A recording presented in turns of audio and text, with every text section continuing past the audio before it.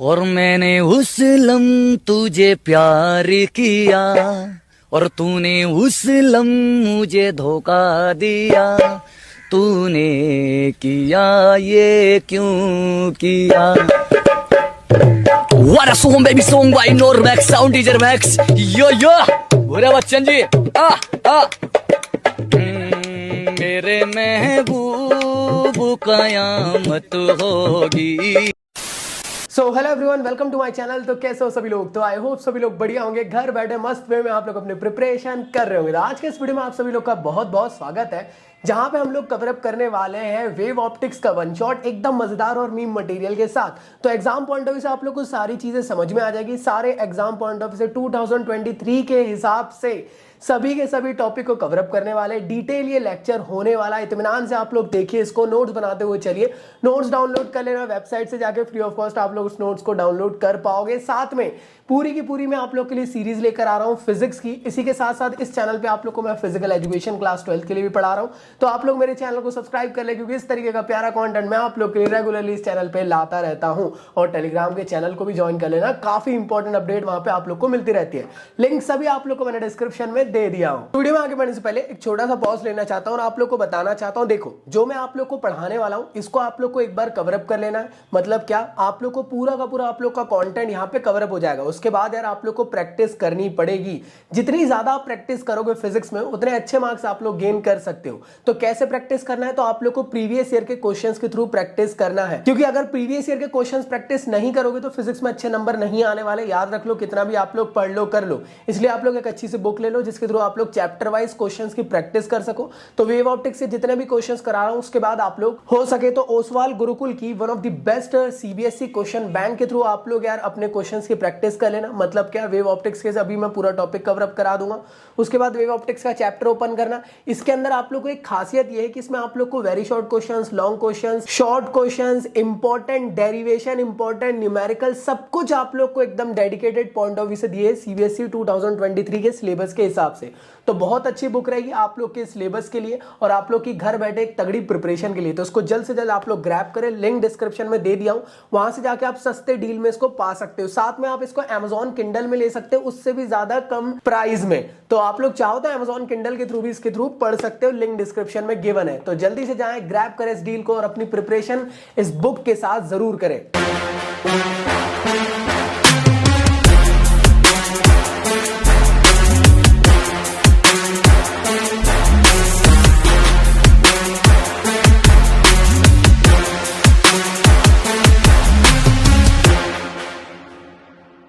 सो चलिए स्टार्ट करते हैं हमारे एक नया चैप्टर को, जिसका नाम है चैप्टर नंबर 10 वेव ऑप्टिक्स। तो काफी ज्यादा कॉम्प्लेक्स लगता है ये काफी सारे स्टूडेंट्स को ये चैप्टर, बट हम लोग जितना हो सके इजीएस्ट वे में इसको समझने की कोशिश करेंगे।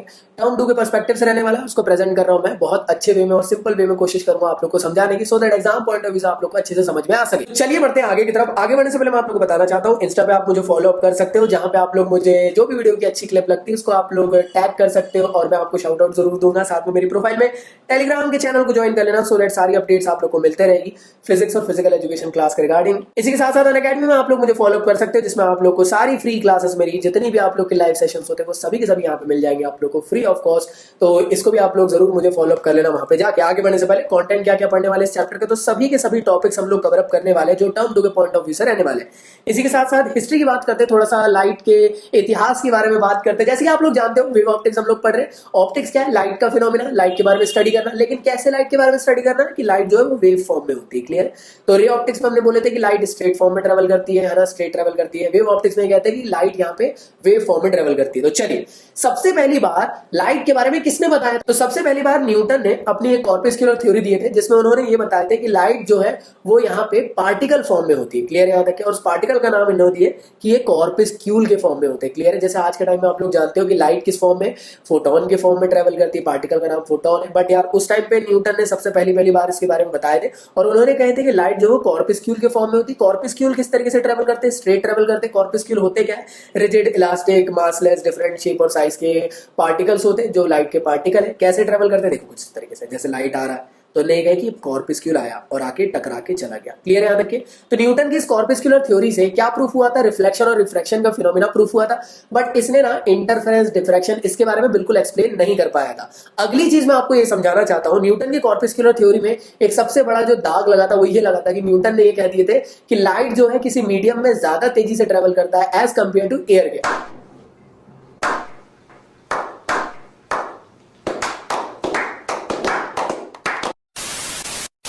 आप लोग जानते हो कि एयर में ज्यादा तेजी से ट्रेवल करता है एज कंपेयर टू किसी मीडियम में। तो यार बहुत सालों बाद एक साइंटिस्ट आए थे जिनका नाम था फोकाल्ट, उन्होंने इसको एक्सपेरिमेंटली प्रूव करके दिखाया था कि लाइट जो है वो एयर में ज्यादा तेजी से ट्रेवल करता है एज कंपेयर टू किसी मीडियम के। तो न्यूटन चचा भी यहाँ पे गलत हो गए थे, तो इस वजह से इनकी पूरी की पूरी थ्योरी को गलत करार कर दिया गया था। तो इनके कंटेम्प्रेरी थे एक हाइजेंस या हाइगन, इनका नाम लिया जाता है। तो हाइगन ने अपनी एक वेव थ्योरी दी थी, उन्होंने इसमें ये समझाया थे कि लाइट जो है वो पार्टिकल फॉर्म में नहीं है, लाइट तो एक वेव फॉर्म में होती है। तो लोगों ने कहा अच्छा वेव फॉर्म में होती है तो किस टाइप की वेव्स? तो इन्होंने कहा कि मैकेनिकल वेव फॉर्म में होती है।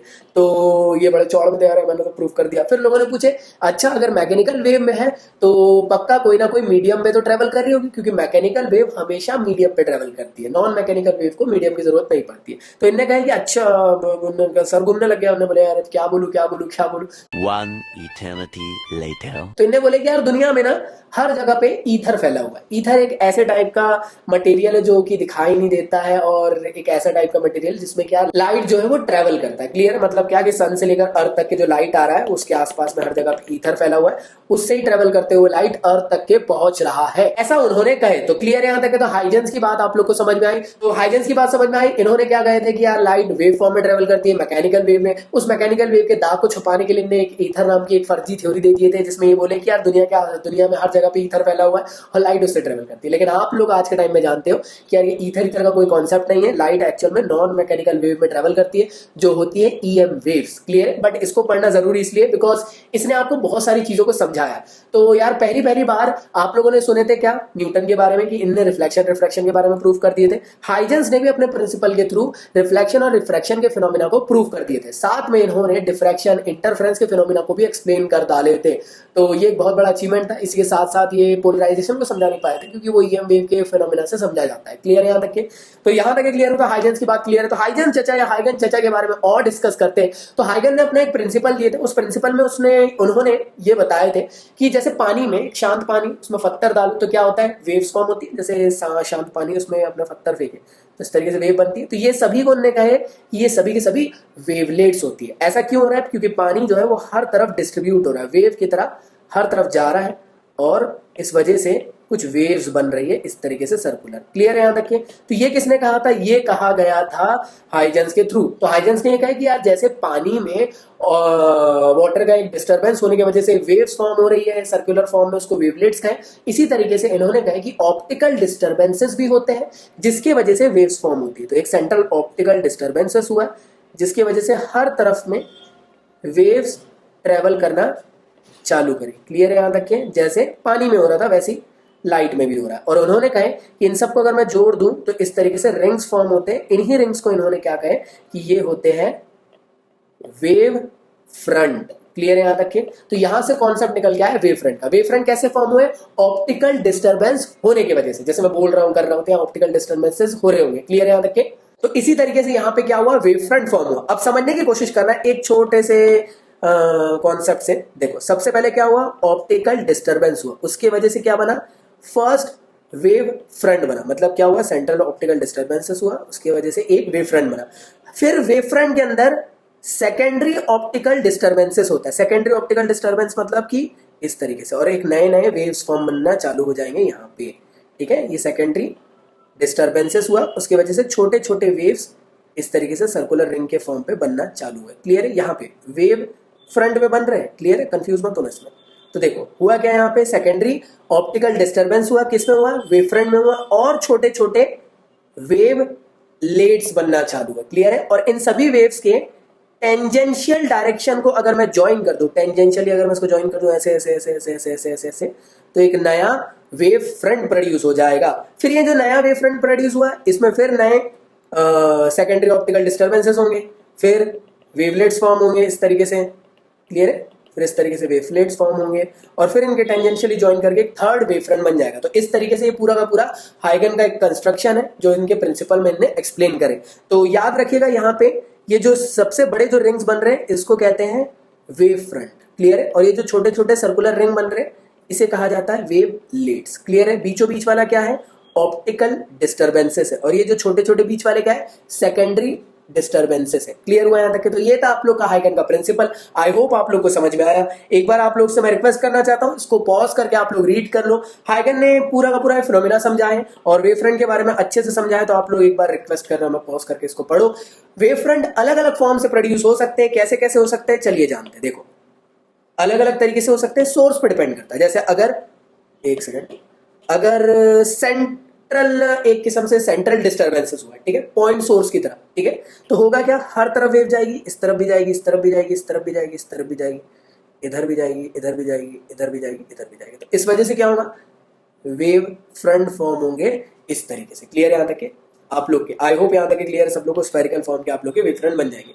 इसी के साथ साथ अगर एक लीनियर सोर्स है, लीनियर सोर्स है मतलब कि देखो यहां से भी वेव्स निकल रही, यहां से भी निकल रही, यहां से भी निकल रही, यहां से भी निकल रही, यहां से भी, इस तरफ भी, और इधर भी, इधर भी, इधर भी, इधर भी, इधर भी, इधर भी, इधर भी, इधर भी, फिर इधर से भी, इधर से भी, नीचे वाले पॉइंट से तो हर तरफ से निकलेगी ना। तो यहाँ पे अगर मैं इसको ज्वाइन कर दूं तो यहाँ पे जो वेव फ्रंट्स बनेंगे ये कैसे बनेंगे, सिलेंड्रिकल वेव फ्रंट बनेंगे। क्लियर है? अगर वेव्स लीनियर आ रही है इस तरीके से तो वेव फ्रंट कैसे बनेंगे, सीधे सीधे। क्यों, ये कैसे बन रहे हैं, तो वेव फ्रंट्स हमेशा वेव के परपेंडिकुलर डायरेक्शन में बनते हैं। ये पॉइंट याद रखना बहुत इंपॉर्टेंट है। तो देखो भाई, वेव्स इस तरफ जा रही थी तो इसके परपेंडिकुलर डायरेक्शन में इसके वेव फ्रंट बनना चालू हो गया। क्लियर है दोस्तों? तो ये इस तरीके से वेव फ्रंट टेढ़ा करके देखेंगे तो ऐसा दिखेगा वेव फ्रंट।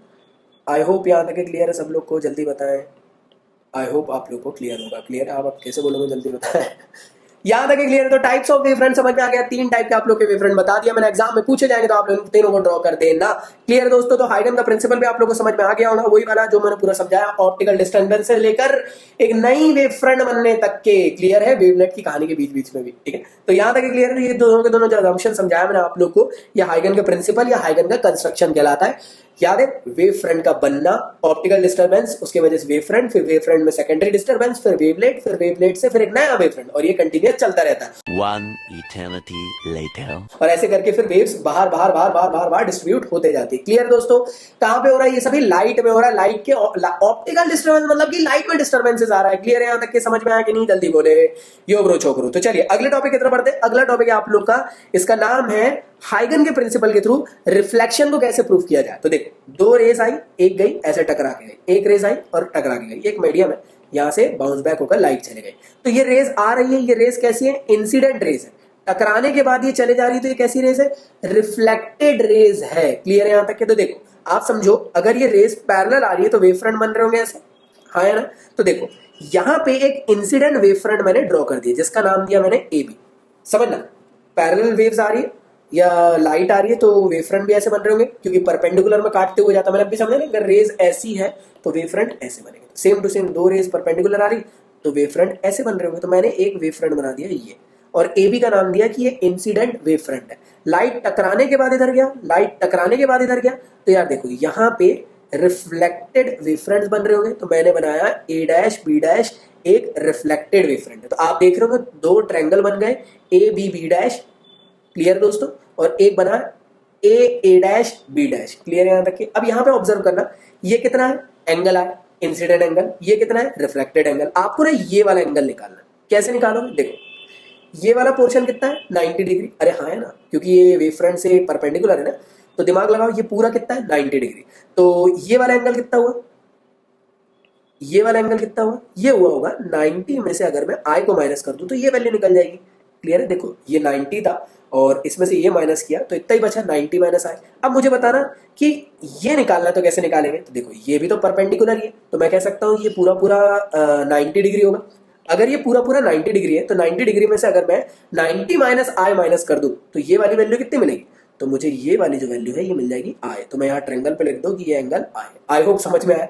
इसी तरीके से देखो ये कितना था आप लोग का, ये था आर एंगल। ये कितना है, देखो ये कितना है, ये परपेंडिकुलर में, तो ये पूरा पूरा 90 डिग्री होगा।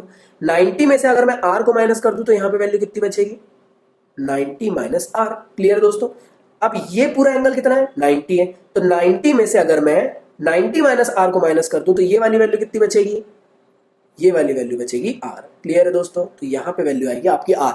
ये दोनों के दोनों ट्रायंगल देखो ये दोनों के दोनों ट्रायंगल देखो काफी हद तक के सिमिलर है। ए बी साइड इसके सिमिलर, देखो ये साइड्स लगभग सिमिलर है, ये वाला साइड भी सिमिलर है, ये वाला भी सिमिलर है। आप लोग को क्या करना है, बेसिकली आप लोग को यहाँ पे साइन आई और साइन आर की वैल्यू निकालना है। क्लियर है, तो यहाँ पे साइन आई निकाल लो, यहाँ पे साइन आर निकाल लो। साइन आई कैसे निकालोगे, सामने वाला B B dash perpendicular upon hypotenuse, साथ में यहाँ पे इसके सामने वाला परपेंडिकुलर अपॉन हाइपोटेनियस। तो चलिए, तो in triangle A B B dash, यहाँ पे साइन आई की वैल्यू मिल जाएगी B B dash upon A dash B dash. Clear, ये परपेंडिकुलर अपॉन हाइपोटेनियस। इसी तरीके से in triangle A dash B dash, यहां पे कितना हो जाएगा, perpendicular A dash upon base A B dash. Clear है यहां तक के। अब आपको क्या करना है, इस इक्वेशन को इक्वेशन नंबर 1, इस इक्वेशन को इक्वेशन नंबर 2, और यहां पे क्या करना है कि ये वाली इक्वेशन को इससे डिवाइड करा देना है। मतलब क्या sine i upon sine r हो जाएगा, B B dash upon A dash हो जाएगा। यहाँ पे थोड़ा सा गलत हो गया मेरे ख्याल से, देख लेता हूँ एक्सपेंड। हाँ जी, यहाँ पे एक छोटा सा गलती हो गई है, इसको सही कर लो। ये अरे अरे अरे अरे by by by by by A B.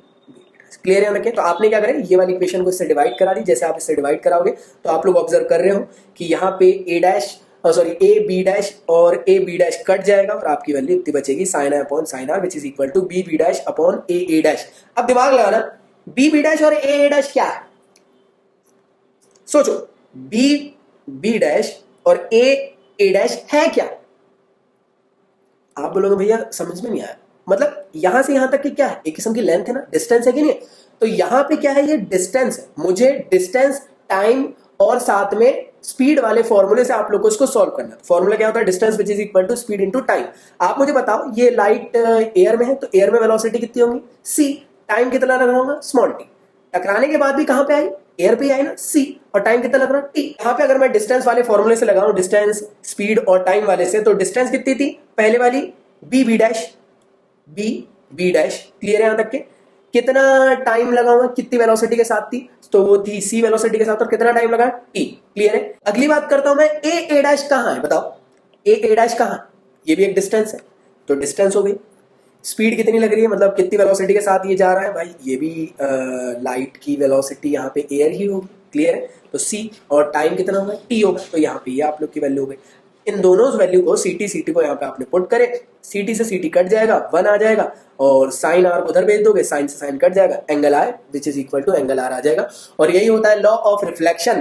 पहला आपने लॉ प्रूव कर दिया। दूसरा लॉ ये कहता है कि यार इंसिडेंट एंगल, रिफ्रैक्टेड एंगल और साथ में नॉर्मल, तीनों एक जगह पे एक ही सेम पर लाई कर रहे हैं, ये कहलाता है आप लोग का सेकंड लॉ ऑफ रिफ्लेक्शन। तो मेरे ख्याल से आप लोग को समझ में आया। देखो कंफ्यूज नहीं होना, रिफ्लेक्शन और रिफ्रैक्शन का सेम डेरिवेशन है, बस यहीं से चेंज होता है, यहीं से। क्लियर है, ये डिस्टेंस वाला जो फॉर्मूला है यहीं से। क्लियर है, क्योंकि ये वाला तो आपका देखो यहाँ ऊपर में है इसलिए, और ये भी ऊपर में इसलिए। अब देखो ये फिनोमेना क्या है, ये कह रहा है कि अगर लाइट यहां से यहां जितने देर में पहुंचा होगा उतने ही देर में लाइट ए से ए डैश तक के भी पहुंचा होगा। क्लियर है यहाँ तक के, ये फिनोमेना। क्लियर है यहाँ तक के, आई होप समझ में आया। डेरिवेशन काफी इंपॉर्टेंट है, एग्जाम में आ सकता है। अगला देखते हैं हाइगन का प्रिंसिपल रिफ्रैक्शन के पर्सपेक्टिव से। तो देखो ये क्या है, इंसिडेंट रेज है। नॉर्मल से जैसे ही रेयर से डेंसर में आएगा तो बैंड हो जाएगा टुवर्ड द नॉर्मल, तो बैंड हो गया। तो मैंने बनाया यहाँ पे एंगल आए, एंगल आर। अब आपको क्या करना है, बेसिकली आप लोग को यहाँ पे वेव फ्रंट्स बनाना है। तो देखो ऐसे रिफ्रैक्टेड आप लोग के वेव फ्रंट्स बनते हुए आ रहे होंगे परपेंडिकुलर में, और इधर भी वेव फ्रंट बन रहे होंगे। तो मैं यहाँ पे एक वेव फ्रंट बना देता हूँ ए बी। ये कौन सा वेव फ्रंट है, ये इंसिडेंट वेव फ्रंट है। इसी तरीके से रिफ्रैक्ट होने के बाद लाइट यहाँ पे वेव फ्रंट फॉर्म कर रहा होगा ए डैश बी डैश नाम का। आई होप यहां तक क्लियर है तुम लोग को। और ये जो वेव फ्रंट, ये कैसा वेव फ्रंट है, ये है रिफ्रैक्टेड वेव फ्रंट। अब आप लोगों ने यहाँ पे ये एंगल चाहिए, तो जैसे आप लोगों ने पहले सॉल्व कर ना, यहाँ पे जैसे आप लोगों ने यहाँ पे एंगल आई निकाले थे, एंगल आर निकाले थे, सेम टू सेम यहाँ पे भी आप लोग सिमिलर करोगे, तो यहाँ का एंगल आई हो जाएगा, यहाँ का एंगल आर हो जाएगा। क्लियर है, आप बेसिकली जैसा सब कुछ करे थे ना, देखो पूरा डेरिवेशन यहाँ तक के सॉल्व हुआ था ना, पूरा ये वाली स्टेप तक के पूरा सेम ऐसे आना और कुछ भी नहीं करना।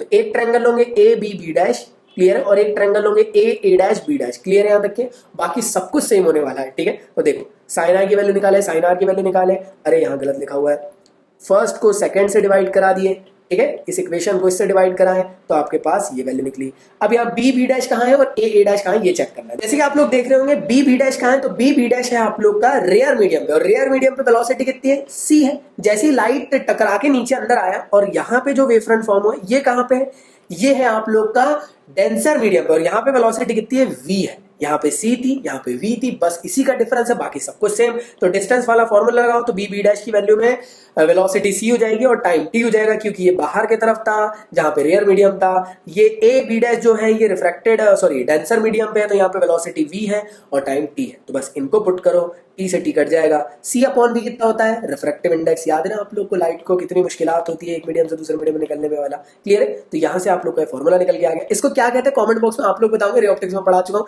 यहीं से ये प्रूफ हो गया कि लॉ ऑफ रिफ्रैक्शन हाइजेंस के थ्रू कैसे सॉल्व होगा। इसी के साथ साथ दूसरा इसका जो लॉ है वो यही कहता है कि यार इंसिडेंट रे, रिफ्रैक्टेड रे और ये जो नॉर्मल तीनों के तीनों एक ही थाली के चट्टे बट्टे, मतलब क्या कि सेम प्लेन पे लाए जाते हैं। आई होप दोनों डेरिवेशन आप लोग को समझ में आए, दोनों काफी इंपॉर्टेंट है, एग्जाम में आएंगे, आप लोग इसको पढ़कर जरूर जाना। तो चलिए अगले टॉपिक की तरफ बढ़ते हैं, इसका नाम है इंटरफेरेंस। तो इंटरफेरेंस को बेसिक सा आप लोग को पहले समझाता हूं कि जब भी दो वेव्स एक दूसरे के साथ सुपर इंपोज होती है तो बड़ी बड़ी वेव्स बनती है या छोटी छोटी वेव्स बनती है, क्लियर है यहाँ तक के। चलिए समझते हैं इंटरफेरेंस के बारे में। तो बेसिकली वही मैंने आप लोग को जो समझाया कि यार एक वेव ये रही, एक वेव ये रही, जब ये एक दूसरे के साथ सुपर इंपोज हुई तो या तो बड़ी बड़ी वेव्स बनेगी या तो छोटी छोटी वेव्स बनेगी, क्लियर है यहाँ तक के। तो ये फिनोमेना कहलाता है इंटरफेरेंस ऑफ लाइट का। यहाँ पे बड़ी बड़ी वेव्स कब बनेगी, छोटी छोटी वेव्स कब बनेगी, जब दो वेव्स एक दूसरे के साथ सुपर इंपोज होने वाली है, तो उसकी कंडीशन आगे देखेंगे। तो आगे बढ़ने से पहले एक छोटा सा फिनोमेना समझाना चाहता हूँ जिसका नाम है पाथ डिफरेंस। तो पाथ डिफरेंस क्या होता है समझो, एक वेव यहां से आई इस पी पॉइंट पे और एक दूसरी वेव, अरे एक वेव जो है यहां से आई इस पी पॉइंट पे और एक दूसरी वेव है वो ऐसे आई इस पी पॉइंट पे। याली वेव को कम ट्रेवल करना पड़ा, याली को ज्यादा ट्रेवल करना पड़ा। तो यार मैं कह सकता हूं कि सेकंड ने कितना एक्स्ट्रा पाथ ट्रेवल करके आई है फर्स्ट वाले के कंपैरिजन में। तो यहां पे मैं समझाना ये चाह रहा हूं कि दोनों वेव के बीच में पाथ का क्या डिफरेंस है, कितना एक्स्ट्रा पाथ चल के किसी स्पेसिफिक पॉइंट में है, उसको कहते हैं पाथ डिफरेंस। अब अगला टॉपिक समझते हैं जो है आप लोग का फेज डिफरेंस। तो फेज डिफरेंस का मतलब ये कि यार दो डिफरेंट वेव्स का डिफरेंट फेस होता है, उनके बीच का जो डिफरेंसेस आप लोग निकालोगे वो फेज डिफरेंस कहलाएगा। अभी आप अच्छे से समझेंगे, यहां तक क्लियर है। बेसिक तरीके से समझा रहा हूं, ज्यादा डीप में नहीं समझा रहा हूं वरना दिमाग खराब हो जाएगा। फेस को हम लोग फाई से डिनोट करते हैं, क्लास 11 में ये सब फेस वगैरह पढ़े होंगे तो हम लोगों ने, बट यहाँ पे बेसिक तरीके से आप लोगों को समझा के कवर अप करता हूं। तो चलिए इसको और इजी वे में समझने की कोशिश करते हैं। जैसे कि यार एक वेव है, क्लियर है यहाँ तक के। अब ये जो एक वेव है ये कितना ट्रेवल करी, 2 पाई करी, कि फेज डिफरेंस कहीं ना कहीं एंगल से रिलेट करते हुए समझा रही है। अब दो वेव थी, एक वेव यहां पहुंची और एक वेव यहां पहुंची, याली वेव ने थोड़ा कम ट्रेवल करी, याली ने ज्यादा ट्रेवल करी। तो इसमें जो डिफरेंसेस आया पाथ का वो पाथ डिफरेंस है। आई होप यहां तक क्लियर है। तो जब भी फेज डिफरेंस की बात करोगे तो आप लोग किसकी बात करोगे, एंगल की बात करोगे। अब एक वेव जो है पूरी की पूरी वो 2 पाई एंगल करके आ रही है। आपसे किसी ने कहा कि यार एक वेव है वो 2 पाई एंगल कवर अप करके आ रही है, तो ये फेज डिफरेंस समझ में आ गया। अगर आपको फेज से पाथ में कन्वर्ट करना है तो एक बेसिक सा फिनोमेना याद रखना कि जब भी 2 पाई दिया तो उसको रिप्लेस कर देना से लैम्डा से, तो आप लोग का पाथ डिफरेंस निकल जाएगा, क्लियर है। अगर यहाँ पे पाई रहता, समझ में आया, अगर फेज डिफरेंस पाई रहता तो पाथ डिफरेंस कितना होता आप लोग बताओ, अरे लैम्डा बाय 2 रहता, क्लियर है यहाँ रखिए। तो ये चीज समझ में आए, तो ये बेसिक सा छोटा सा याद रखना, तो इससे आप कन्वर्ट कर सकते हो इजीली कि यार आपके पास फेज डिफरेंस मालूम है कि 2 पाई का है, तो उसको आप पार्ट डिफरेंस में कवर अप करना है, तो कन्वर्ट करना है तो लैम्डा से आप उसको रिप्लेस कर देना, क्लियर है। और उसको कस्टमाइज भी कर सकते हो अपने अकॉर्डिंग। इसी के साथ साथ पार्ट डिफरेंस का एक फॉर्मूला होता है, वो होता है del which is equal to lambda upon 2 pi into phi, मतलब फेज डिफरेंस। चलिए अब बात करते हैं इंटरफेरेंस की। तो आखिर ये कितने टाइप के इंटरफेरेंस होते हैं, तो 2 टाइप के आपके इंटरफेरेंस होते हैं, एक होता है कंस्ट्रक्टिव इंटरफेरेंस और एक होता है डिस्ट्रक्टिव इंटरफेरेंस। तो कंस्ट्रक्टिव इंटरफेरेंस क्या होता है, कंस्ट्रक्टिव इंटरफेरेंस का मतलब ये कि जैसे एक वेव्स आई और उसी के साथ साथ सेम, देखो सेम क्रस्ट सेम ट्रफ के साथ मिलाते हुए आई वेव्स, क्लियर है। तो जब ये एक दूसरे के साथ सुपर इंपोज होगी तो बड़ी बड़ी वेव्स बनाएंगे, क्लियर है। जैसे इसका एम्पलीट्यूड A1 था और इसका A2 था, तो यहाँ पे A1 प्लस A2 हुई, क्लियर है। तो सेम क्रस्ट सेम ट्रफ में मिलते हुए तो ये बहुत बड़ी बड़ी ह्यूज वेव्स बनाएगी। तो मैं कह सकता हूँ कि जब भी दो वेव्स एक दूसरे के साथ सुपर इंपोज होकर बड़ी बड़ी वेव्स बनाती है तो वो कहलाता है कंस्ट्रक्टिव इंटरफेरेंस। इसके लिए आप लोग को इसका पाथ डिफरेंस और इसका फेज डिफरेंस का फॉर्मूला याद करना पड़ेगा, काफी इंपॉर्टेंट है, याद रख लो। लास्ट मोमेंट बचा हुआ है, इतना आप लोग को समझने की जरूरत नहीं है अभी।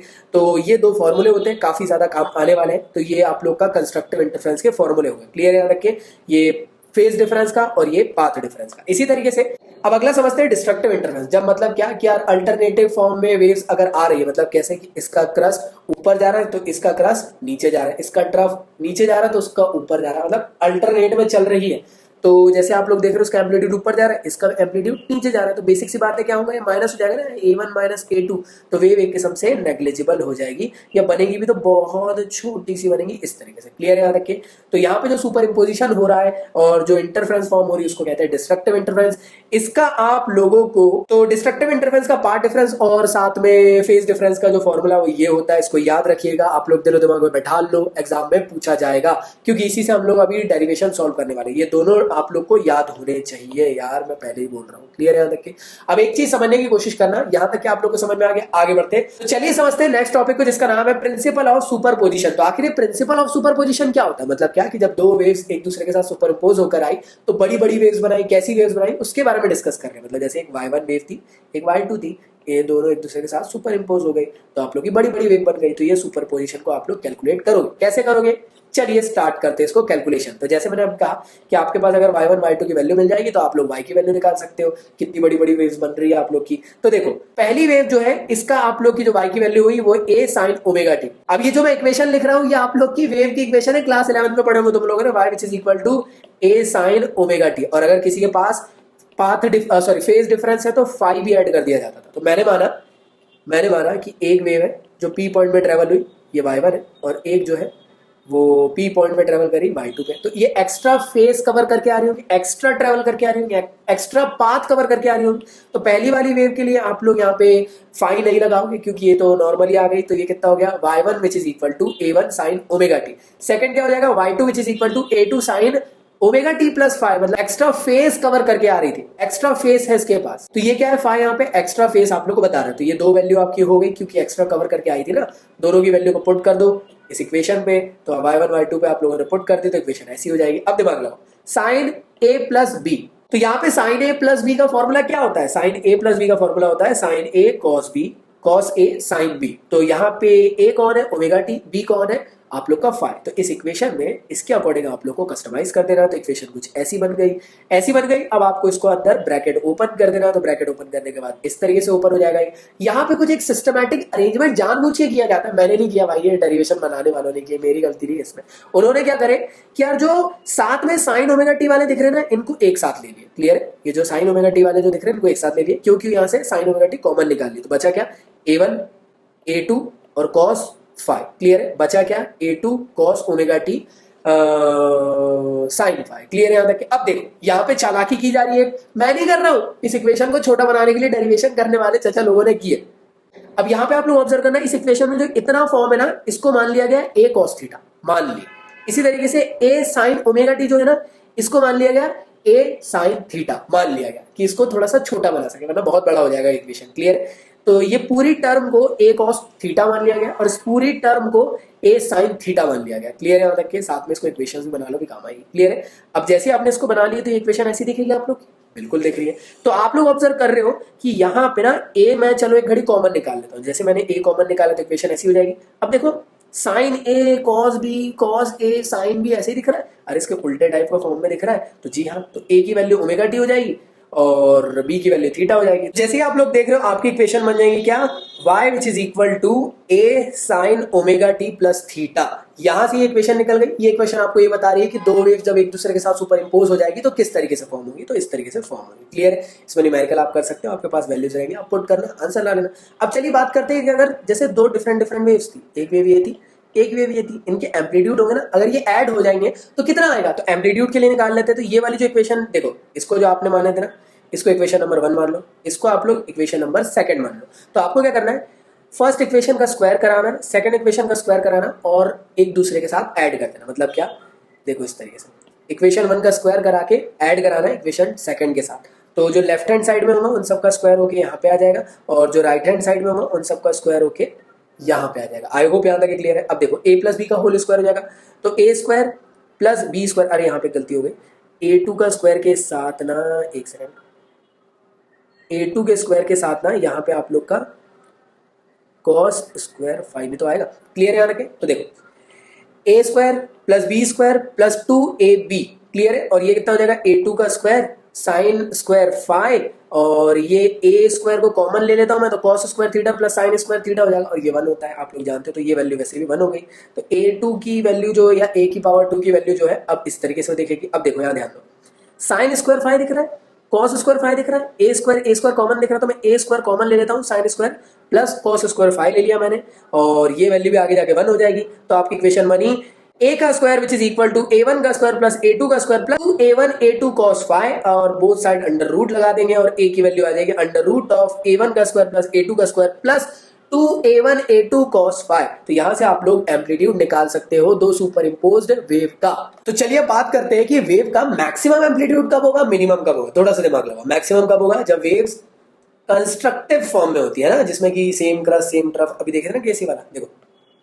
तो इस केस के लिए मैक्सिमम एम्पलीट्यूड बनेगा और इस केस के लिए मिनिमम, मतलब डिस्ट्रक्टिव के लिए मिनिमम। मैक्सिमम कब बन सकता है, देखो मैक्सिमम तब बन सकता है जब इस इक्वेशन में फाई की वैल्यू या कॉस फाई की वैल्यू मैक्सिमम, और कॉस फाई की वैल्यू मैक्सिमम कब हो सकती है, जब 1 कब होगा वो, या तो वो 0 पे हो सकता है, 2 पाई पे हो सकता है, 4 पाई पे। तो क्लियर है। तो यहाँ पे अगर मैं 1 कर दूंगा तो इक्वेशन कितनी हो जाएगी, a1 का स्क्वायर प्लस a2 का स्क्वायर प्लस 2a1 a2। अभी देखो a square plus b square plus 2ab हो गया, तो मैं कह सकता हूँ ये a1 प्लस a2 का होल स्क्वायर बन जाएगा। बिल्कुल सही। तो यहाँ से मैक्सिमम एम्पलीट्यूड आपका निकल जाएगा। यहाँ गलती हो गई है, इसको सही कर लो। क्लियर है दोस्तों यहाँ तक के। तो a1 प्लस a2 का होल स्क्वायर। क्लियर। तो ये मैक्सिमम एम्पलीट्यूड आपका आ गया। इसी तरीके से मिनिमम एम्पलीट्यूड कब हो सकता है, जब कॉस की वैल्यू नेगेटिव हो या -1 हो। कब होती है, पाई पे, 3 पाई पे, 4 पाई पे। क्लियर है। तो बेसिक सी बात है, कॉस फाई की वैल्यू -1 हो जाएगी, मतलब यहाँ माइनस आ जाएगा। तो a square plus b square minus 2ab कितना होता है, a माइनस बी का होल स्क्वायर। तो यहाँ पे आप लोगों ने लगा दी, तो मिनिमम एम्पलीट्यूड ये निकल गया। आई होप आप लोग को समझ में आया। ये चीज काफी इंपॉर्टेंट है, आगे जाके आप लोग के काम आने वाली है। चलिए बढ़ते हैं आगे की तरफ और नेक्स्ट टॉपिक देखते हैं, जिसका नाम है कोहेरेंट सोर्स।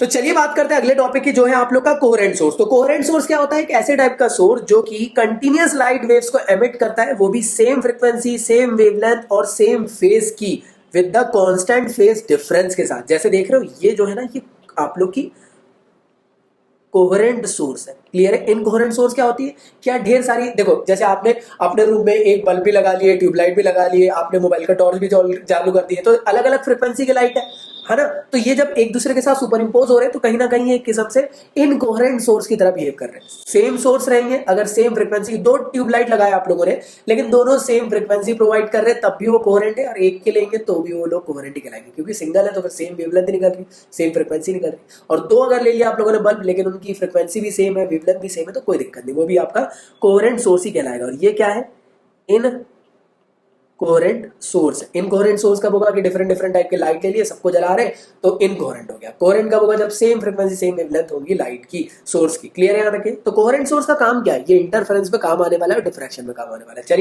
चलिए स्टार्ट करते हैं। यंग डबल स्प्लिट एक्सपेरिमेंट काफी इंपॉर्टेंट है। यंग डबल स्प्लिट एक्सपेरिमेंट में आप लोग को फ्रिंजेस दिखने वाली है। फ्रिंजेस मतलब क्या है, स्क्रीन में कुछ फ्रिंजेस दिखेंगे, ब्राइट भी दिखेगा कोई पोर्शन, कोई डार्क दिखेगा, ब्राइट दिखेगा, डार्क दिखेगा। तो एक किस्म से बैंड्स दिखेंगे। तो इन बैंड्स को क्या कहा गया, ये अल्टरनेटिव बैंड्स जो इनको कहा गया फ्रिंजेस। क्लियर है यहाँ तक के।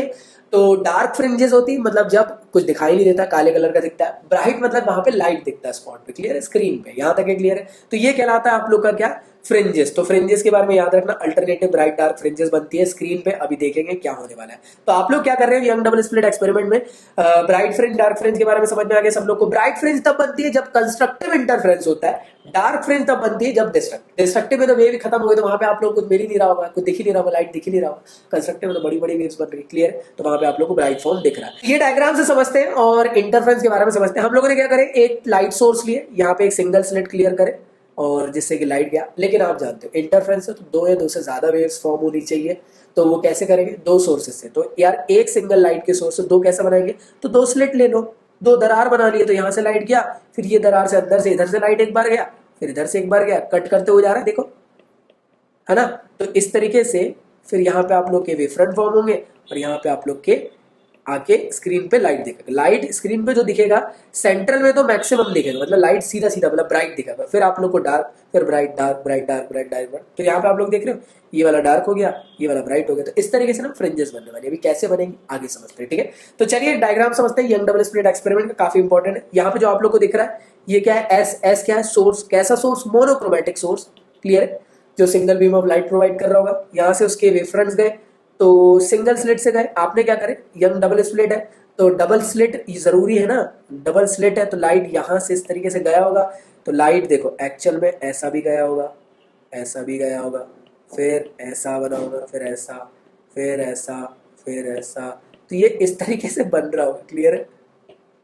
इस तरीके से कचुम्बर बना दिया मैंने, इस तरीके से बन रहा होगा। हमने क्या करें, आप तो सभी लोग जानते हो कि बीचों बीच तो मैक्सिमम लाइट आ रहा होगा, क्लियर है, क्योंकि सामने आपका सबसे ज्यादा लाइट रहेगा। लेकिन हमने माना कि किसी एक स्पेसिफिक पी पॉइंट पे क्या बन रहा होगा, हमको क्या मालूम, डार्क फ्रिंज बन रही होंगी, ब्राइट डार्क बैंड बन रहा होगा, ब्राइट बैंड बन रहा होगा, क्लियर। तो इसको चलिए चेक करते हैं। तो इस पी पॉइंट के लिए हमने क्या माने कि इस सोर्स से एक रे यहाँ पे खींच दी इस तरीके से, और एक सोर्स से यहाँ तक के इसको आप लोगों ने मार्क कर दिया। स्लिट के बीच के डिस्टेंस को आपने डी दिए, लेकिन बीचों बीच सेंटर लाइन आपने बनाए, ओ नाम दिए, यहाँ से इस तरीके से सेंटर लेकर गए, ए नाम दिए, इसी तरीके से यहाँ से सेंटर लेकर गए, इसका नाम बी दिए। स्लिट और स्क्रीन के बीच के डिस्टेंस का नाम डी दिए, क्लियर है यहाँ तक के, और यहाँ से लेकर पी तक के डिस्टेंस का नाम वाई दिए, क्लियर है। क्लियर, ये वाई डिस्टेंस पे आप लोग की वेव कैसी बन रही है। अब दिमाग लगाओ, यहां से लेकर यहां तक के डिस्टेंस कितनी होगी भाई, देखो ये d/2 है, तो यहां से लेकर यहां तक के y है, तो ये कितनी हो जाएगी y प्लस d/2। यहां से लेकर यहां तक की कितनी हो जाएगी भाई, पूरा y था, y में से अगर मैं d/2 माइनस कर दूंगा तो ये कितना हो जाएगा y माइनस d/2।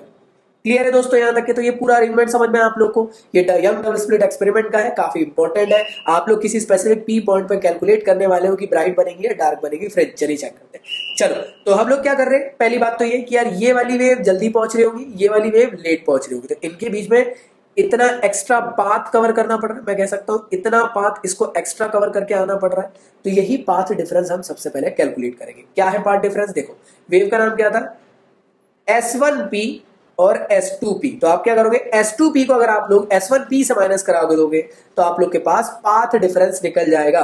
तो पाथ डिफरेंस की वैल्यू कितनी, S2P माइनस S1P। S2P की वैल्यू निकाल सकते हो, S2P ट्रायंगल से निकाल सकते हो बेझिझक, ऐसे करके, क्लियर। ये पूरा एक ट्रायंगल है ना, इससे आप लोग S2P की वैल्यू निकाल सकते हो पाइथागोरस की इक्वेशन से। ये वाली वैल्यू है आपके पास कितनी है, y माइनस d/2, ये वाली है d, क्लियर है। इसी तरीके से S2P के लिए भी ये वाला ट्रायंगल ले सकते हो, S2PB, क्लियर है। तो ये वाले एंगल की वैल्यू कितनी है, ये वाले साइड की वैल्यू y प्लस d/2, ये वाला d/2। तो देखो यार पाइथागोरस लगा है, क्लियर है, दिख रहा है सब लोग को, पाइथागोरस लिखा है, और फिर S2P S1P की वैल्यू निकाल लिए, दोनों का स्क्वायर कर दिए। अब आप लोग को क्या करना है, दिमाग लगाना है, थोड़ा सा दिमाग लगाना है। तो यहां तक क्या आप लोग को क्लियर हुआ। अब देखो हम क्या कर रहे हैं, ये वाली इक्वेशन को और ये वाली इक्वेशन को, ये वाली इक्वेशन को इससे माइनस करा देंगे। तो जैसे आप इसको इससे माइनस कराओगे तो इक्वेशन ऐसी हो जाएगी, S2P का स्क्वायर माइनस S1P का स्क्वायर, और इसकी वैल्यू माइनस इसकी वैल्यू, देख लो क्लियर है। ब्रैकेट ओपन कर देंगे, तो जैसे ब्रैकेट ओपन करें साथ ही साथ a प्लस बी का whole square, a plus B का होल स्क्वायर, तो a square plus B square plus 2ab, a square plus B square minus 2ab। तो देखो यही हुआ, देख लो आप लोग सब लोग, क्लियर है। जैसी ब्रैकेट ओपन करोगे आप लोग, जैसी ब्रैकेट ओपन करोगे तो y से y कट जाएगा, d/2 से d/2 सॉरी d²/4 से d²/4 कट जाएगा, d² से d² कट जाएगा, बचेगा कितना yd। तो यहां से आप लोग की 2yd हो जाएगी। अब ये क्या है, a square minus B square कितना होता है, a plus B a minus B, clear है। तो आप जानते हो इसकी वैल्यू तो ये गिवन है डेल, तो इसको यहां से रिप्लेस कर दो डेल से, क्लियर है यहाँ तक के। और ये जो S2P है ना, देखो एक्चुअल में क्या होता है ना, ये तो इतना बड़ा दिख रहा है लेकिन एक्चुअल डायग्राम में बहुत दूर होते हैं, क्लियर है, इस तरीके से ना बहुत दूर रहते हैं। और ये जो डिस्टेंस निकाल रहे हैं इस तरीके से रहती है कि लगभग एक दूसरे के बराबर, मतलब समझ में आया कि S1P और S2P लगभग एक दूसरे के बराबर होती है। तो इसको हमने मान लिया किसके बराबर, लगभग d के बराबर, समझो, मतलब ये एकदम लगभग सीधी होती है। देखो दूर होने की वजह से ना ये लगभग ये S1P हो गई, ये S2P हो गई, और इन दोनों के बीच की डिस्टेंस वैसे ही d थी, तो हमने इसको लगभग बराबर मान ली d के, क्लियर है। तो जैसे ही आपने इसको मान लिया d के बराबर, तो S2P की वैल्यू भी d हो गई, इसकी वैल्यू भी d हो गई, तो इसको आपने यहाँ कंक्लूड करें 2d हो जाएगा यहाँ से। और आपको y के फॉर्म में निकालना है इक्वेशन, तो एक बार y के फॉर्म में ऐसी बन जाएगी और डेल के फॉर्म में ऐसी बन जाएगी, मतलब पाथ डिफरेंस के फॉर्म में ऐसी बन जाएगी। और स्पेसिफिक y पॉइंट पे अगर आपको निकालना है वैल्यू ब्राइट और डार्क की, तो उसके लिए ऐसी निकल जाएगी। इन दोनों को इक्वेशन बना लो, काफी इंपॉर्टेंट है भाई। आई नो वेव ऑप्टिक्स थोड़ा सा बोरिंग है, थोड़ा सा नहीं काफी बोरिंग है, क्योंकि यहाँ पे मैथमेटिकल कैलकुलेशन होते रहते, कुछ नया फिनोमेना आप लोग देख रहे हो ना। इससे पहले मैं आप लोग को बहुत रिलेट कराते हुए पढ़ा रहा था, बट यहाँ पे मैथमेटिकल कैलकुलेशन चल रहा है और कुछ भी नहीं है यार, बस मैथ्स यूज करके आगे बढ़ रहे, इक्वेशन सॉल्व कर रहे हैं और कुछ भी नहीं। चलो अब हम क्या निकालेंगे कि यार वाई पॉइंट में ब्राइट कब बनेगा, डार्क कब बनेगा, डार्क फ्रिंज या डार्क बैंड कब बनेगी, ब्राइट बैंड कब बनेगी। तो आप लोग को कुछ नहीं करना है, जो यहाँ पे डेल की वैल्यू दी है ना, आपको यहाँ पे path difference, phase difference, constructive destructive में इक्वेशंस लिखे थे, याद होगा आप लोग को। देखो मैं दिखाता हूँ एक सेकेंड, ये देखो, तो कंस्ट्रक्टिव के लिए पाथ डिफरेंस की वैल्यू डिस्ट्रक्टिव के लिए। तो इस पे आप लोग को करना क्या है, उस y वैल्यू पे ये डेल को पुट करा देना, उस y वैल्यू पे डेल पे पुट करा देना। तो पहले इस पे डेल पे पुट कराओगे तो ब्राइट फ्रिंज कहाँ पे निकल के आएगी वो पता चल जाएगा, और इसको अगर डेल पे पुट करा मतलब y पे पुट करा दोगे डेल वाली वैल्यू पे, तो आपका पता चल जाएगा कि यार डार्क फ्रिंज ना कहाँ पे बन रहा है। क्लियर है? तो चलो चलो चलो चलो चलो वापस आते हैं, नींद नहीं आना है किसी को भी, ठीक है? चलो आगे बढ़ते हैं, चलो चलो चलो चलो चलो चलो चलो चलो। देखो तो आप लोग क्या कर रहे हो, ये y की वैल्यू पे डेल पुट कर रहे हो। ब्राइट फ्रिंज के लिए डेल की वैल्यू होती है n लैम्डा, और डार्क फ्रिंज के लिए वैल्यू होती है ये वाली। तो आपने क्या करे, बेसिकली इसकी वैल्यू को इस इक्वेशन में पुट करें तो आपका ये बन गया। मतलब आपको समझ में आया कि इस y nth पे अगर n की वैल्यू रख दोगे तो यहाँ पे आपको पता चल जाएगा ब्राइट फ्रिंज कहाँ पे। n की वैल्यू कुछ भी हो सकती है, क्लियर? 1 2 3 4 कुछ भी हो सकती है।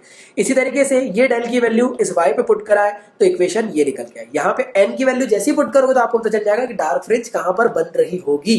समझ में आया? तो dark fringe, bright fringe, clear है? अब देखो डार्क फ्रिंज बन रही है, ब्राइट फ्रिंज बन रही है, इनके बीच का कुछ डिफरेंसेस को भी कुछ कहते हैं। हाँ जी, तो फ्रिंज विड्थ होता है क्या कि दो अल्टरनेटिव फ्रिंजेस के बीच का जो डिफरेंस है वो कहलाता है फ्रिंज की विड्थ। कितनी है विड्थ है इनकी? तो फ्रिंज विड्थ का एक बेसिक सा फॉर्मूला है, इसको याद रखना होता है। अब देखो यार, यहाँ पे आप लोग को समझना क्या है कि आप लोग को करना क्या है, yn+1। देखो यहाँ पे आपको एक बार ब्राइट के लिए यहाँ पे रख देना है n की जगह पे n+1 और yn की जगह पे यही पूरी इक्वेशन। तो आपने क्या करे, एक बार n की जगह पे n+1 रखे तो ये इक्वेशन हो जाएगी ये पूरी, और एक बार सिर्फ n रखे तो इक्वेशन ये हो जाएगी।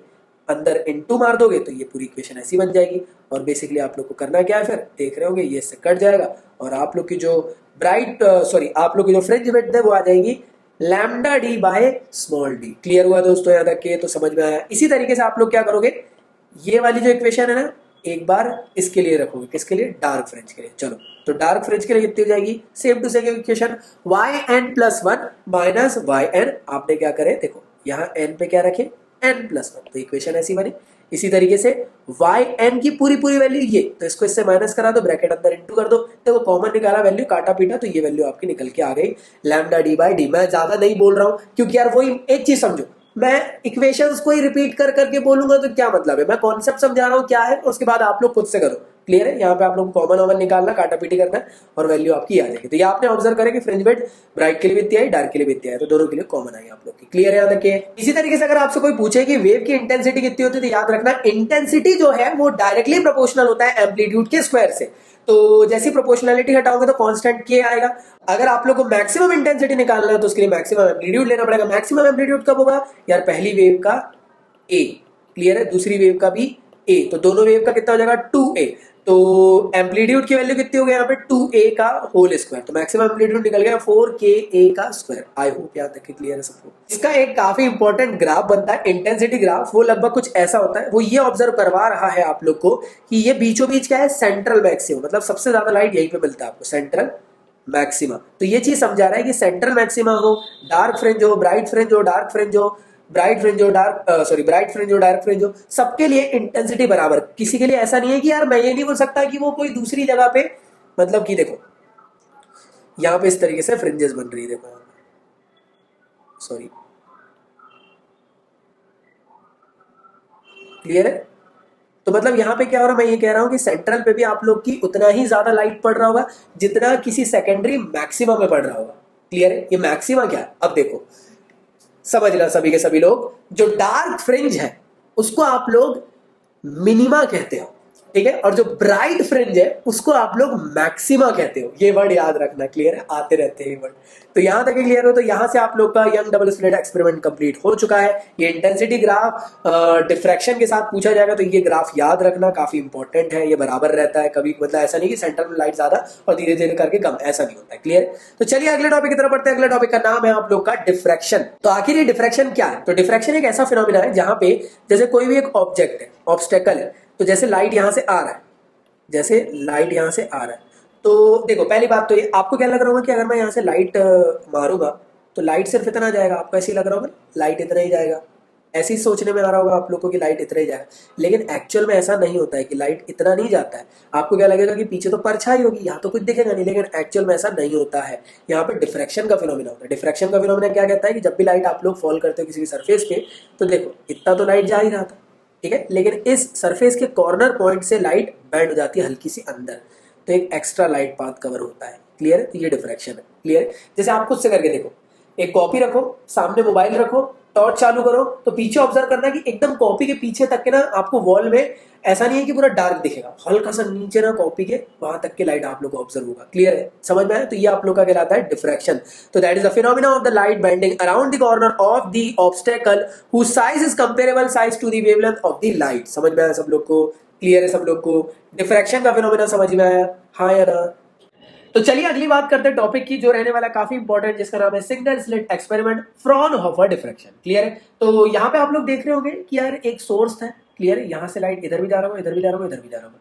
इसको समेटने के लिए, जानबूझ के पैरेलल बीम पहुंचाने के लिए हम लोग एक कॉन्वेक्स लेंस को यूज करते हैं। तो कॉन्वेक्स लेंस यहाँ से लाइट को सीधा पहुंचाएगा, और यहाँ पे देखो क्या है, सिंगल स्लिट है। सिंगल स्लिट का मतलब कि सिर्फ एक ही जगह पे आप लोग को गैप है, तो ये ऐसी है स्लिट। क्लियर है दोस्तों? तो यहाँ से पैरेलल बीम ऑफ लाइट अंदर आएगा। क्लियर है? यहाँ देखिए लाइट सीधा भी जा सकता था, इधर भी जा सकता था, इधर भी, हर तरफ जाएगा। लेकिन हम क्या कर रहे हैं, किसी स्पेसिफिक पी पॉइंट पे पता कर रहे हैं कितना होगा।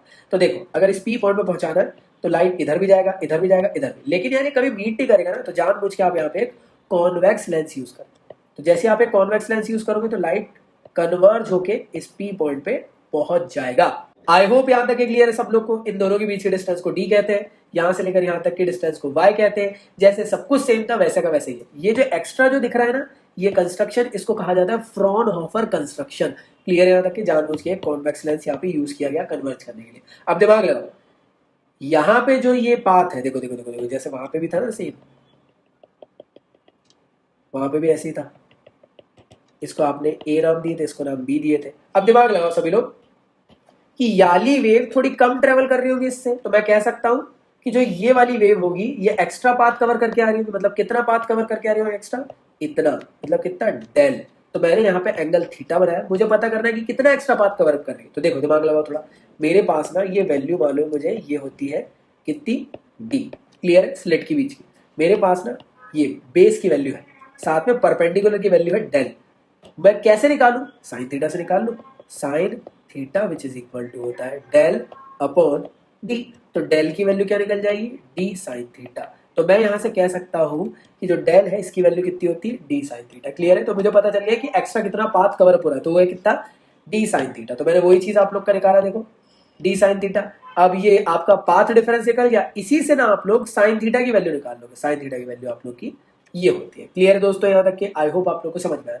तो यहां से आप लोगों ने पार्ट डिफरेंस निकाली। पार्ट डिफरेंस को साइन थीटा के फॉर्म में अगर मैं कवर अप कर लूं तो ऐसी इक्वेशन बन सकती है। एक इक्वेशन ये बन गई पार्ट डिफरेंस के फॉर्म में, एक बन गई है साइन थीटा के फॉर्म में। याद रखिएगा यहाँ पे जितने भी एंगल्स है बहुत छोटे छोटे, तो यार आप लोग चाहो तो इसको ऐसा भी लिख सकते हो कि जो साइन थीटा है वो लगभग लगभग सिमिलर होगा थीटा के, तो थीटा की वैल्यू इतनी मिल जाएगी। क्लियर है? तो ये आप लोग की एक्स्ट्रा थीटा की वैल्यू कैलकुलेट हो गई। इसे क्या कहते हैं कमेंट बॉक्स में बताओ जरा। अब आप लोग को ये पता करना है कि इस वाई डिस्टेंस पे क्या बन रहा होगा, वाई की वैल्यू क्या आ रही होगी। जैसे अभी आपने निकाले थे ना यंग डबल स्प्लिट एक्सपेरिमेंट, यहाँ से लेकर यहाँ तक के वाई की वैल्यू, तो इसको कैसे कैलकुलेट करेंगे? बहुत बेसिक तरीके से हम क्या करेंगे, यहाँ पे ना इन ट्रायंगल पी एस, इसका नाम दे दो S, in triangle P S O, मतलब कैसा?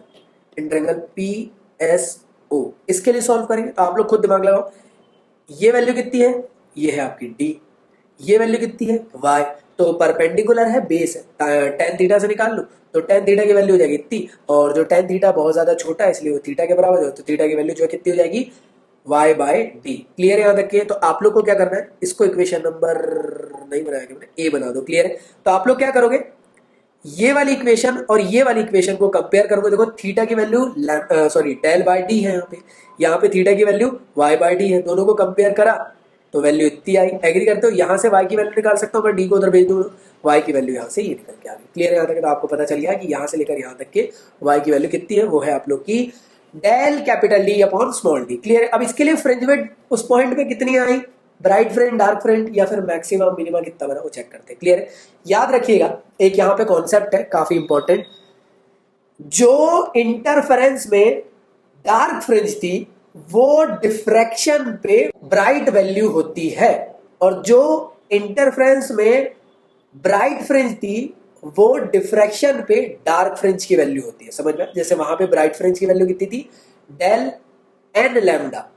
यहां पे वो जो वैल्यू है ना वो डार्क फ्रिंज के लिए यूज होती है, तो अपोजिट रहता है, याद रखना, पार्ट डिफरेंस की वैल्यू। क्लियर है? कंफ्यूज मत होना।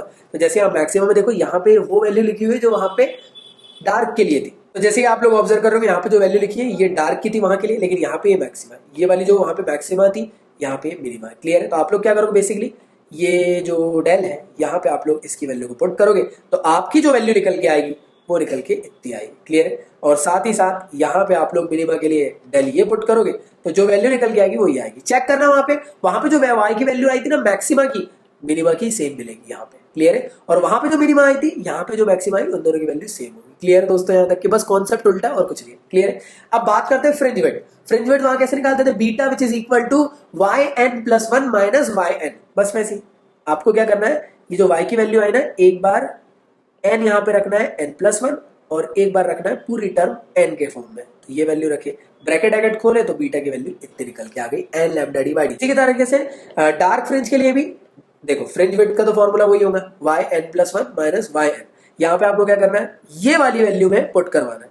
एक बार n प्लस वन, तो देखो n plus one lambda D by D और एक बार से वाई एन की वैल्यू ये वाली पूरी वाली। क्लियर है? तो जैसे आप उसका ब्रैकेट ब्रैकेट खोलोगे तो आप लोग की वैल्यू आ जाएगी लैम्डा डी बाई डी। तो देखो दोनों वैल्यू सेम आई, ये वैल्यू वहां पे भी सेम आई थी, ये वैल्यू वहां पे भी सेम आई थी, ये वैल्यू वहां पे भी सेम आई थी। तो चलिए बात करते हैं अगला आप लोग का एंगल्स के लिए। तो एंगल्स के लिए क्या होता है चलिए चेक करते हैं। तो एंगल के लिए देखो समझना, आपको करना क्या है, जो आपने जो पहले इक्वेशन निकाले थे ना ये वाली, यहाँ पे आप लोग को मैक्सिमा के लिए मैक्सिमा की डेल की वैल्यू पुट कर देना, मिनिमा के लिए मिनिमा की डेल की वैल्यू पुट कर देना, सॉल्व कर देना। समझ में आया सबको? तो देखो आप क्या कर रहे हो, आपने लिए मैक्सिमा की वैल्यू, क्लियर है? यहाँ तक के पाथ डिफरेंस की उसको पुट करा दिए फर्स्ट इक्वेशन से जो मैंने अभी आपको दिखाया ये वाली। क्लियर है? इसमें जैसे पुट कराओगे तो ये इक्वेशन ऐसी हो जाएगी। आप सभी लोग जानते हो कि साइन थीटा जो है वो थीटा के बराबर हो जाएगा, तो जो वैल्यू आपकी उतनी आ जाएगी। क्लियर है यहाँ तक के? अब देखो जैसे फ्रिंजेस थी तो फ्रिंज की विड्थ भी थी, यहाँ पे डिफरेंट डिफरेंट एंगल है तो एंगुलर विड्थ भी होगी। जैसे वहां पे फॉर्मूला था beta which is equal to Y N plus one minus Y N, same to same यहाँ एंगुलर विड्थ होता है theta which is equal to theta N plus one minus theta N. Confuse मत हो ना, fringe width को वहां पे beta से डिनोट करते थे, यहाँ पे इसको थीटा से डिनोट करते, किसको, एंगुलर विड्थ को। क्लियर है? यहाँ रखिए। तो आपको क्या करना है, ये जो एंगल की वैल्यू आई ना, एक बार एन की वैल्यू यहाँ पे n प्लस वन रखना, देखो रखे हमने ये पूरा, और एक बार सेम पूरा n रख के सॉल्व करना है। जैसे आप ब्रैकेट खोलोगे तो थीटा की वैल्यू लैम्डा बाय डी आ जाएगी, ये आप लोग की एंगल की वैल्यू आ गई, एंगुलर विड्थ की वैल्यू आ गई। कितनी एंगुलर विड्थ होती है समझ में? मैं जानता हूँ दिमाग का दही हो चुका होगा अभी तक के आप लोग का वेव ऑप्टिक्स पढ़ते तक के, ये चैप्टर ही ऐसा यार, क्या कर ले अब आपको खुद बताओ इसमें क्या बताओ, यहाँ पे बस put put put put put put करना है बस और कुछ नहीं। क्लियर है? चलिए आगे बात करते हैं, nth मिनिमा की बात करते हैं। तो वही सीधी सिंपल बात जो आपको मैंने कहा कि यही वाली इक्वेशन पे आपको मिनिमा की वैल्यू पुट कर देना है डेल की। तो जैसे डेल की वैल्यू यहाँ पे होती है कितनी, n लैम्डा, तो n लैम्डा की वैल्यू पुट करोगे, साइन थीटा जो है वो थीटा के बराबर होता है, तो वो आप लोग का इतना हो जाएगा। अब ये जो वैल्यू आई है इसके लिए एंगुलर विड्थ निकाल लो, एंगुलर विड्थ का फॉर्मूला ये होता है, आप लोग को n प्लस वन यहाँ पे पुट कर देना है, एक बार n यहाँ पे पुट करना है और सॉल्व करना है और आपका एंगुलर विड्थ निकल जाएगा इतना। समझ में आया? अब अगली चीज बात करते हैं कि यार डिफ्रैक्शन में सबसे ज्यादा लाइट जो है ना वो सेंटर पे जाता है। क्लियर है? इंटरफ्रेंस में सेंटर पे भी जाता था लेकिन हर जगह डिस्ट्रीब्यूटेड था। याद है उसका जो आपका ग्राफ देखे थे, तो वहां से हमने समझे थे कि dark bright dark bright dark bright और सेंट्रल मैक्सिमा सबकी इंटेंसिटी बराबर थी, कोई कम ज्यादा लाइट ऐसा नहीं था। डिफ्रैक्शन में उल्टा होता है। डिफ्रैक्शन में कैसा है, जैसे देखो ये स्लिट है, लाइट आपने पहुंचाया, देखो लाइट एक्चुअल में तो इतना ही जाना चाहिए था अगर मैं लाइट सोर्स यहाँ से पहुंचाता इतना, लेकिन ये बैंड क्यों हुआ, क्योंकि डिफ्रैक्शन की वजह से। डिफ्रैक्शन एक ऐसा फिनोमेना है जो किसी भी ऑब्जेक्ट के कॉर्नर से लाइट को अंदर की तरफ बैंड कर देता है। देखो बैंड किया तो एक्चुअल में लाइट कितना पहुंचा, इतना पहुंचा। क्लियर है दोस्तों? लाइट कितना पहुंचा, इतना। तो ये क्या है, सेंट्रल मैक्सिमा। इसके बाद फिर क्या आएगा, फिर मिनिमा आएगा, फिर मैक्सिमा आएगा, मिनिमा आएगा, मिनिमा, फिर maxima, minima, maxima, alternate. Clear है यहाँ तक के? अब यहाँ से आप लोग ऑब्जर्व करो, देखो ये कितना है, सेंट्रल मैक्सिमा है। क्लियर है यहाँ तक के? यहाँ से आप लोग का मिनिमा चालू हो जाएगा, मतलब मैं कह सकता हूँ ये n की वैल्यू 1 होगी। तो याद करो y पे वैल्यू पुट करके देखो तो कितना हो जाएगा, ये हो जाएगा n रहेगा ना, n की वैल्यू 1 होगी तो कितना हो गया, लैम्डा डी बाई डी, मतलब यहाँ से लेकर यहाँ तक के लैम्डा डी बाई डी और यहाँ से लेकर यहाँ तक के लैम्डा डी बाई डी। तो अगर आपसे कोई पूछे कि इसकी टोटल विड्थ बताओ तो कितना हो जाएगा, ट्वाइस टाइम्स ऑफ। क्लियर है? अब आपसे कोई पूछेगा कि एंगल, दो एंगल है, कैसे, मतलब देखो एंगुलर विड्थ कितनी है सेंट्रल मैक्सिमा की पूछे, एंगुलर विड्थ मतलब क्या, पूरे एंगल की विड्थ, ये समझ में आया कितना एंगल। तो आपने अज्यूम करें कि एंगल थीटा है और ये एंगल भी थीटा, दोनों इक्वल है, तो टोटल एंगुलर विड्थ कितनी होगी, हो जाएगी 2 टाइम्स ऑफ थीटा, और थीटा की वैल्यू कितनी है, लैम्डा डी। समझ में आया? तो 2 times of lambda D central maxima का आपका एंगुलर विड्थ निकल गया। इसी तरीके से फ्रिंज विड्थ कितनी होगी टोटल यहां से लेकर यहां तक की, ये हो जाएगी ट्वाइस टाइम्स ऑफ, ये मतलब ट्वाइस टाइम्स ऑफ बीटा, और बीटा की वैल्यू आपकी ये। आई होप आप लोग को समझ में आया, कंफ्यूज तो नहीं हुआ है, जल्दी बताएं। और यहाँ से आपका चैप्टर समाप्त होता है। इंटेंसिटी ग्राफ में सेंट्रल पे मैक्सिमम लाइट पहुंचता है, जैसे जैसे दूर जाते जाते हो ये कम होते जाता है, कम होते जाता है, कम होते जाता है, कम होते जाता है। वहां पे आप लोग को एग्जाम में पूछा जा सकता है इन दोनों के बीच में कंपैरिजन। याद रखिएगा जो ग्राफ था किसका, इंटरफेरेंस का, वहां पे सेंट्रल मैक्सिमा हो, ब्राइट हो, डार्क हो, सबके लिए इंटेंसिटी आपकी बराबर बराबर थी। यहाँ पे ऐसा नहीं है, यहाँ सेंट्रल मैक्सिमा में सबसे ज्यादा है, फिर धीरे धीरे धीरे धीरे कम होती है। क्लियर है? याद रखिए। तो यहाँ से हमारा चैप्टर समाप्त होता है। तो आई होप आप लोग को वीडियो काफी ज्यादा बेनिफिशियल लगा होगा और सभी चीजें आप लोग को समझ में आ गई होगी। अब आप लोग से बस वही छोटी सी रिक्वेस्ट है यार कि आप लोग को बस क्वेश्चन बैंक के थ्रू अपनी प्रैक्टिस कर लेना है। आप लोग को वेव ऑप्टिक्स के जितने भी मोस्ट इंपॉर्टेंट क्वेश्चन है, प्रीवियस ईयर के क्वेश्चन है, एक्सपेक्टेड क्वेश्चन है, चाहे वो वेरी शॉर्ट हो, लॉन्ग क्वेश्चन हो, शॉर्ट क्वेश्चन हो, डेरिवेशन हो, इंपॉर्टेंट न्यूमेरिकल्स हो, सबको प्रैक्टिस कर लेना है चैप्टर वाइज इन बुक के अंदर से, और जिसके थ्रू आप लोग एक सिस्टमैटिक वे से आप लोग अपना पूरा का पूरा चैप्टर को स्ट्रांग बना पाओगे। तो प्रीवियस ईयर के क्वेश्चन से प्रैक्टिस करना बहुत जरूरी है। तो आप लोग यार जरूर प्रैक्टिस करें, क्योंकि जितना प्रैक्टिस करोगे उतने अच्छे नंबर तुम लोग हासिल कर सकते हो। और इसी तरीके से आप लोग के लिए और चैप्टर्स में अपलोड करने वाला हूं बहुत जल्दी। तो चैनल को सब्सक्राइब मार ले और अपने फ्रेंड्स और सभी लोगों को शेयर भी कर दो यार, भैया को थोड़ा सपोर्ट मारे। और इसी के साथ साथ आप लोग के लिए बहुत जल्दी नया चैप्टर लेकर आऊंगा। मिलता हूं नेक्स्ट वीडियो में, जब तक के लिए गुड बाय। पढ़ाई करते रहे, सदा सेक्सी रहे मेरे स्टूडेंट्स, मेरी जान। Bye bye.